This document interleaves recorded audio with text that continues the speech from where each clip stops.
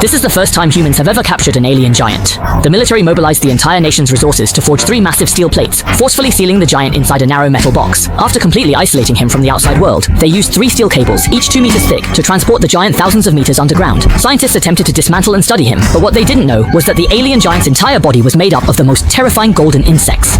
Right on the titanium alloy drill bit that the soldiers had just replaced, one of these golden insects was frantically devouring the alloy, and their reproduction rate was astonishingly fast. In just a few seconds, they split into a large swarm. By the time the soldiers noticed, it was already too late. The drill bit had already been half-eaten, and even his protective suit was being corroded. He desperately pounded on the door, begging to be let out. But the ruthless scientist not only refused to open the door, they insisted he go back to work. As a result, in less than 2 seconds, the soldier was devoured until not even a trace of bone remained. Even more terrifying, the steel cables binding the giant began to corrode at a speed visible to the naked eye, and even the domestically produced bulletproof glass started to crack. Seeing this, the scientists hurriedly pressed the emergency button, trying to unleash the true fire to destroy them. But when the smoke cleared, the alien giant was completely unharmed. Before anyone could react, the giant began to disintegrate from his hands, turning into a swarm of golden eating bugs. Seeing this, the scientist grabbed his access card and ran for his life. But no matter what he did, he couldn't open the door. The general calmly told him that the exit had long since been sealed, and that everyone, even if they died, would die in the laboratory. In the very next second, countless golden eating bugs broke through the tempered glass. At this moment, the base was already surrounded by the military, just waiting for the order to storm in. But just then, the steel gate, weighing tens of thousands of tons, was suddenly lifted and flung into the air by a tremendous force. Seeing that the situation was spiraling out of control, the colonel immediately gave the order to open fire.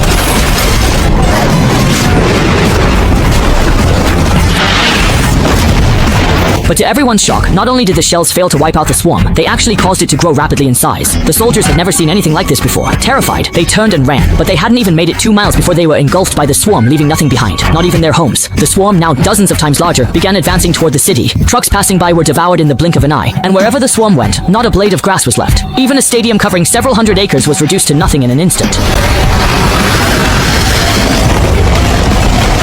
What was even more despairing was that the more the swarm devoured, the faster it reproduced. Soon, the swarm set its sights on the densely populated cities. Humanity's doomsday had arrived just like that, and the only one who could stop this catastrophe was a man said to be capable of taking on the sky, the earth, and the air. But he wasn't human, he was an alien. His purpose in coming to Earth was to save this battered and scarred planet from the hands of humanity.